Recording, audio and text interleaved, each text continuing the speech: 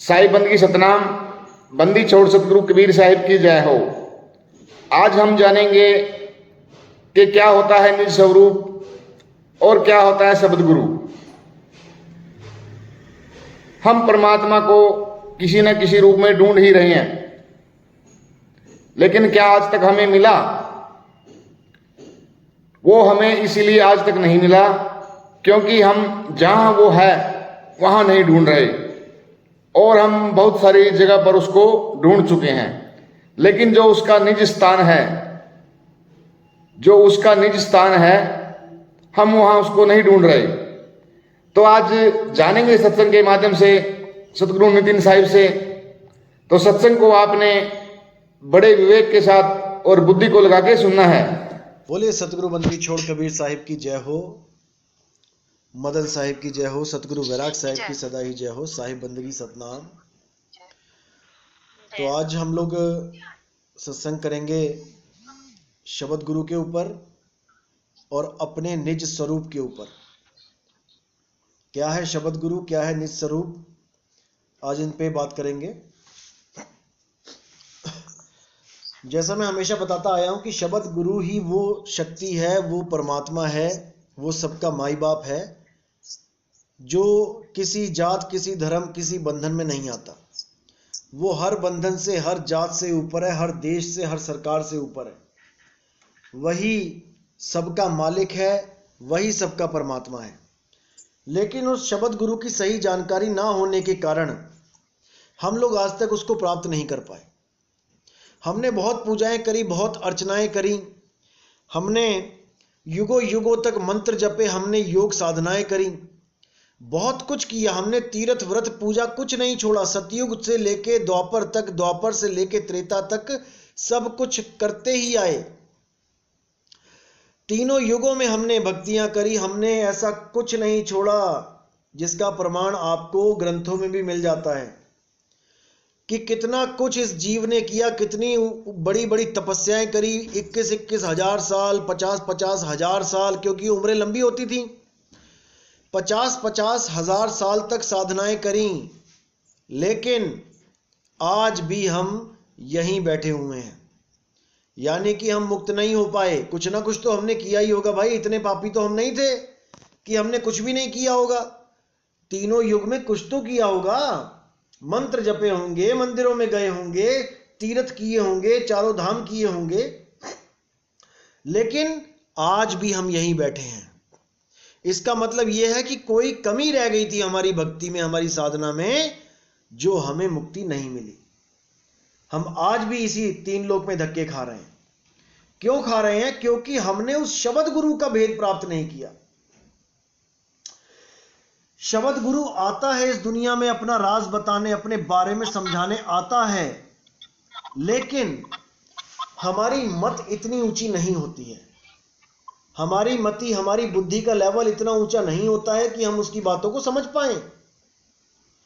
जैसे धर्मदास जी को 100 बार समझाया गया ज्ञान, मूल ज्ञान 100 बार समझाया, लेकिन धर्मदास जी के समझ में नहीं आया। इसीलिए साहिब ने एक कहानी बना के उसको समझाने की कोशिश करी कि एक कहानी सुनाता हूं, शायद इससे ये समझ जाए। इसीलिए बोला साहिब ने, धर्मदास ये जग बौराना और कोई न जाने पद निर्वाणा, यही कारण में कथा पसारा। कारण भी बता दिया साहिब ने कि अनुराग सागर की कहानी मुझे क्यों सुनानी पड़ी। यही कारण में कथा पसारा, इन सब से कहिए राम ने आरा।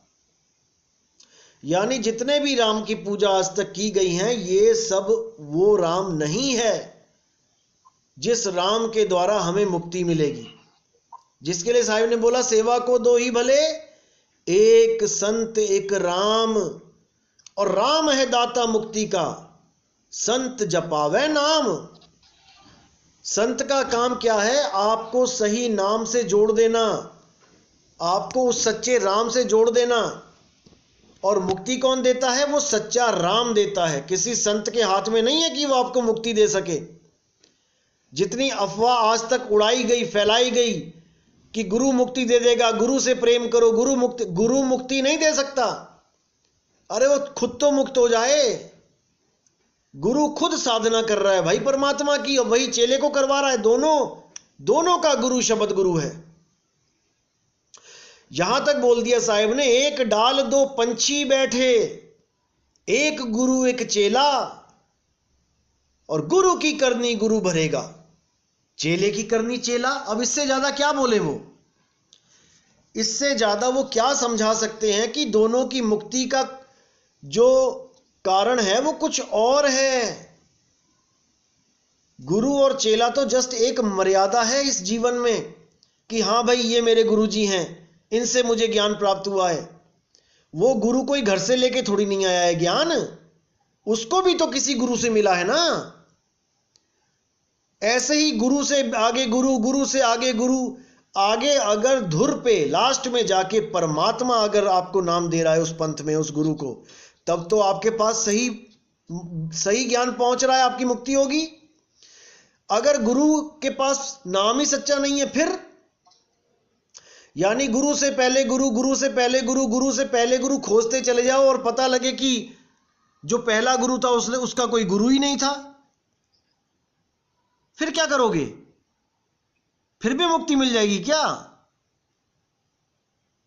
अगर संतों के हाथ में मुक्ति हो फिर तो कोई भी संत मुक्त करा दे। इसीलिए बार बार मैं कहता हूं कि देही गुरु अलग है भाई, विदेही गुरु अलग है। देही गुरु को तो चेलों ने जहर तक खिला दिया, मार दिया उनको प्रॉपर्टी के चक्कर में। विदेही गुरु को भी मार सकता है क्या कोई? कोई नहीं मार सकता।